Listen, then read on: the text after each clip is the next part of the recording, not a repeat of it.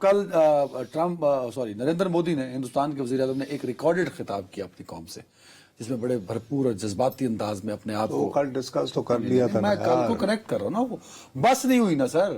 آج ایک اور خطاب کر دیا جو اس سے زیادہ بھرپور تھا. اور آپ کو پتا ہے کہ انہوں نے پیچھے جو خطاب کیا، ایک سائڈ پہ ان کے رافیل تھا، دوسری سائڈ پہ ان کے رافیل پورا جہاز یا کہ اس کا وہ ماڈل؟ نہیں سر، دونوں تھے. رافیل، پھر ایک سائڈ پہ کھڑا تھا. جو ان کے پیچھے بالکل بیک گراؤنڈ پہ تھا وہ S-400 سسٹم تھا، جس کو ہم نے ٹھکانے لگا ان کی بیٹریز کو. اور وہ تقریر جو انہوں نے کی، جیسے کل کی تھی، آج زیادہ جذباتی تقریر تھی. کچھ نعرے سامنے سے لگے لیکن زیادہ نعرے انہوں نے خود لگائے. اور کیا وہ میسجنگ دینا چاہ رہے تھے؟ فوجی نعرے لگا رہے تھے. فوجی نعرے لگا رہے تھے.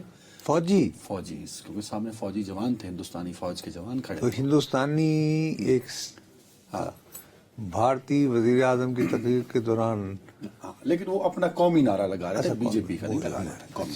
تو انہوں نے بھی پھر ان سے زیادہ نعرے لگوائے. اور ایک اشتعال انگیزی کا ایلیمنٹ اس میں ضرور تھا، جس میں کئی پہلوؤں پر، جیسے کل کی تقریر، 2 دن 2 اشتعال انگیز تقریریں. میسج کیا ہے؟ اور پیچھے پورا سجایا گیا system, background S-4 Rafale and سو.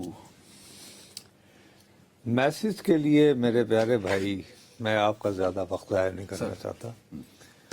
میرا خیال ہے کہ آپ جس تقریر کا حوالہ دے رہے ہیں، جو آج آدم پور میں کی، جس کو ہم نے تباہ کیا، اس ایئر بیس پہ گئے نا سر. جی، جلندھر اور ہوشیار پور کے درمیان واقع آدم پور، جس کا ان 4 دنوں میں بہت تذکرہ رہا ہے، جو بڑا مشہور ان کا جنگی اعتبار سے ہوائی اڈہ ہے، وہاں پر انہوں نے خطاب کیا ہے.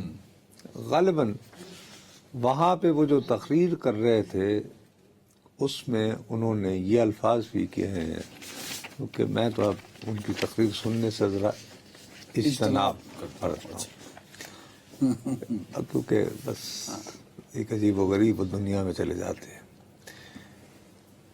اسی بات کو غالباً انہوں نے پھر ایک ٹویٹ کی صورت میں بھی اب پبلک کر دیا ہے.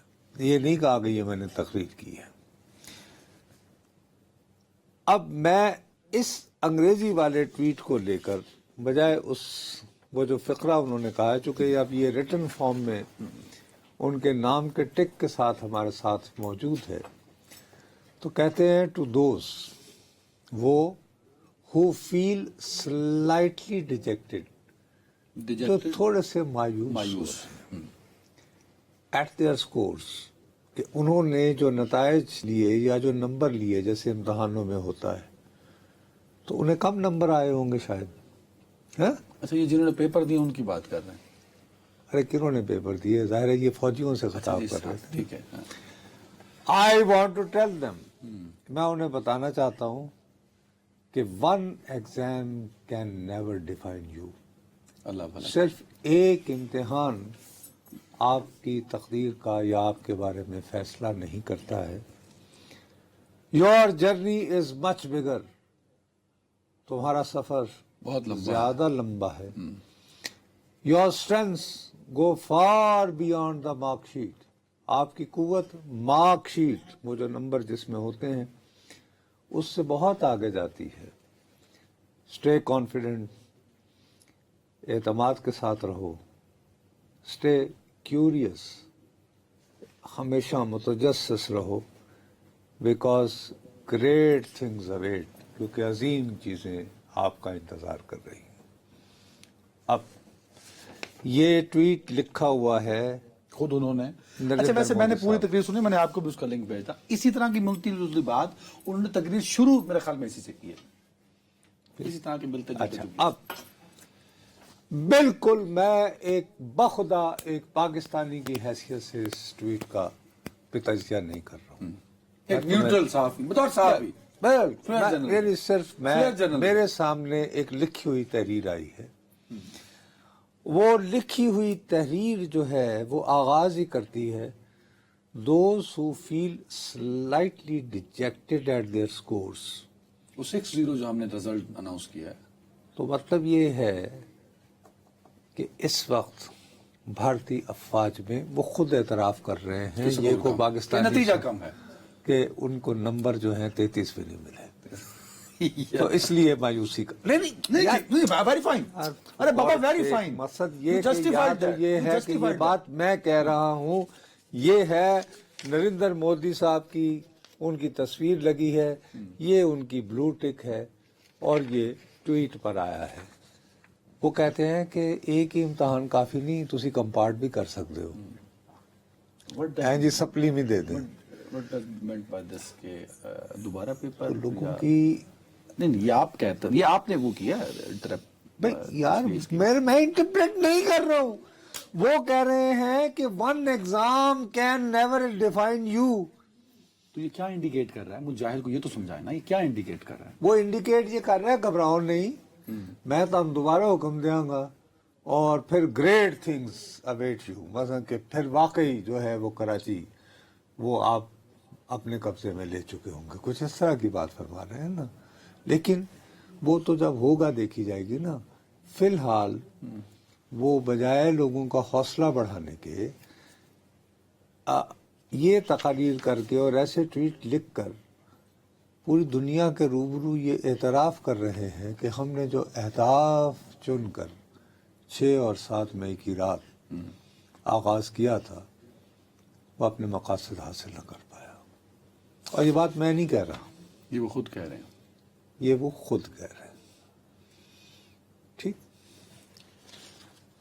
اس کے باوجود ظاہر ہے کہ بھائی بھارت کے وزیر اعظم ہیں، ان کی ایک تاریخ ہے، اس تاریخ میں جو ہے وہ تو ایک مشن ہے، وہ مشن ہندوتوا کی بالادستی ہے اس پورے خطے میں. اور پھر یہ کہ وہ جس جماعت کو انہوں نے قائم کیا ہے غالباً، یعنی جس جماعت سے وہ تعلق رکھنے ہیں، غالباً اس کا 100 سال وہ پورے ہونے والے ہیں اس کے قیام کو، میرا خیال میں اسی سال غالباً اسی سال میں. تو وہ چاہیں گے کہ یہ 100 سالہ تقریب میں ہو چکے ہیں، کوئی اکھنڈ بھارت کا جو ہے وہ خواب جو ہے پورا ہو سکے. خواب دیکھنے میں کیا حرج ہے. لیکن سوال یہ اٹھتا ہے کہ وہ اس وقت اس پوزیشن میں ہیں جہاں انہیں جا کر لوگوں کو یہ کہنا پڑ رہا ہے کہ بچوں اگر اس دفعہ 33 نمبر نہیں آئے تو فکر نہ کرو، آئندہ سے. اگر یہ ایک میسج ہے تو یہ جو ان کی کاوش ہے لوگوں میں مایوسی ختم کرنے کی، دیکھیں ایک طرف راجناتھ سنگھ، بڑے آپ نے بتایا کہ وہ بی جے پی کے صدر بھی رہ چکے، پھر ایک بڑے سیاستدان بھی وہاں مانے جاتے ہیں، وہ جاتے ہیں یو پی اور بھراموس فیکٹری کا ایک نیا افتتاح کرتا ہے جو کہ ابھی اگلے 3 مہینے بعد ہونا تھا، وہ پہلے کر دیتے ہیں. مودی صاحب آج جاتے ہیں، وہ پیچھے S4 اور جہاز کھڑے کرتے ہیں لیفٹ رائٹ اور تقریر کرتے ہیں. یہ ساری پوسچرنگ ہندوستان میں جو ایک اضطراب ہے اس کو ختم کر پائے گی؟ میں نہایت سنجیدگی سے بھارتی تاریخ کا طالب علم ہوتے ہوئے سر یہ محسوس کر رہا ہوں کہ نریندر مودی صاحب نفسیاتی اعتبار سے اس وقت خود کو اسی مایوسی کے ماحول میں مبتلا پا رہے ہیں جو بھارت کے پہلے وزیر اعظم پنڈت جواہر لال نہرو جس کرب سے گزرے تھے 1962 میں چین کے ساتھ جنگ میں اپنے مقاصد حاصل نہ کرنے کے بعد.